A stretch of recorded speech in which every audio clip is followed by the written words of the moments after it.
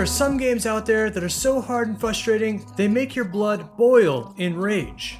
The NES arguably has some of the hardest games ever created, given its severe limitations in graphics and gameplay options. But challenging gameplay doesn't necessarily mean good gameplay.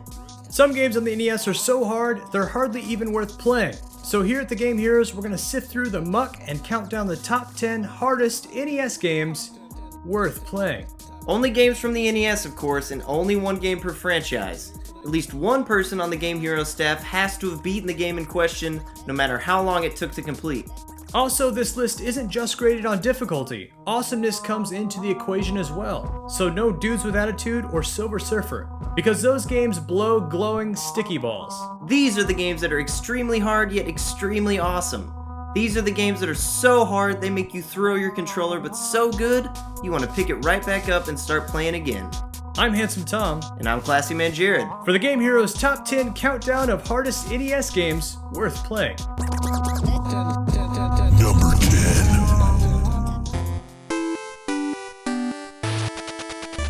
Nearly everyone who owned or played an NES has played Contra, and nearly every one of those people used the Konami code. But we're talking about pure Contra. No code, no cheats, no mercy. Contra without the code definitely deserves to get the number 10 spot on this list. Even with the code that grants you 30 lives, this game is tough as shit and fun as hell. Of course, 2-player mode is always awesome, and Contra sports some of the coolest power-ups in video game history. Difficulty in this game comes from very challenging platforming and a never-ending onslaught of enemies. If you fall off the screen once, you're dead. If you get shot once, you're dead. If a single pixel of your commando's body touches any enemy, you're dead.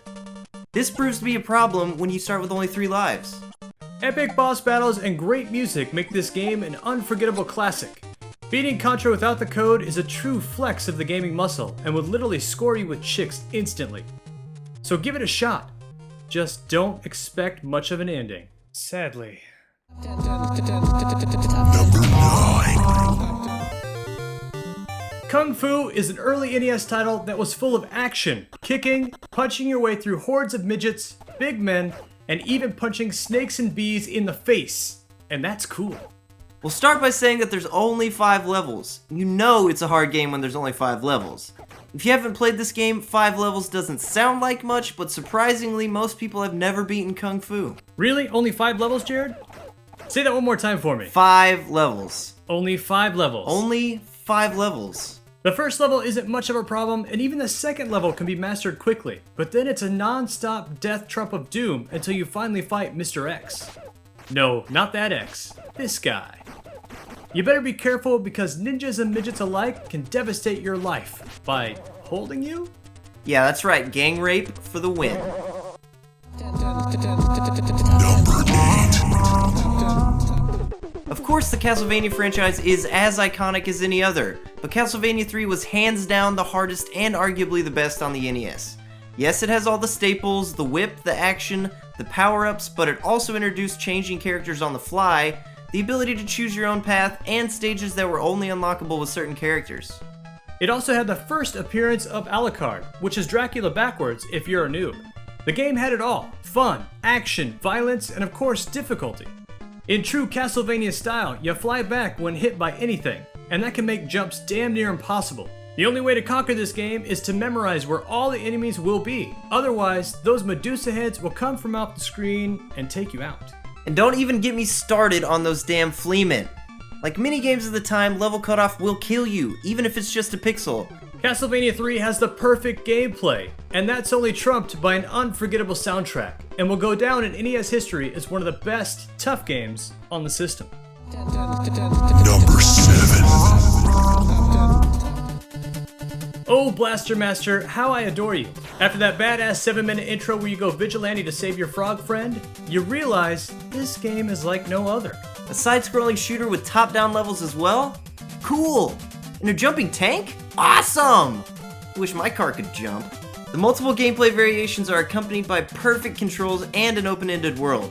But don't get too caught up in it because you will be dealt a swift ass-kicking if you aren't on your toes. It takes some time to figure out where to go, as many of the tunnels lead to dead ends. And enemies respawn whenever you leave the frame.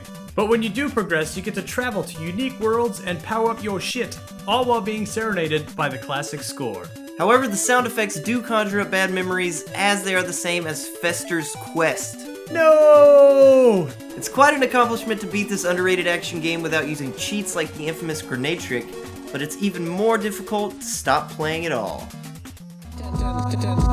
Number 6. Hands down, the best NES movie to game adaptation. Not only did it have awesome cutscenes, power-ups, music, and ass-kicking, but it was also hard as hell. Back in the day, when I got my Batman for Christmas, my dad made me a deal that if I beat the game, he would buy another one.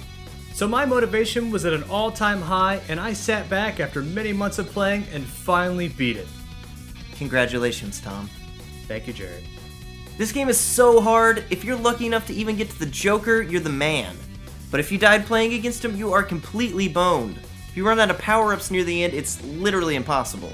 If you don't beat the Joker on the first try, you might as well reset the system and start all over again. And yes, if you don't have the levels memorized, forget about it. Number 5.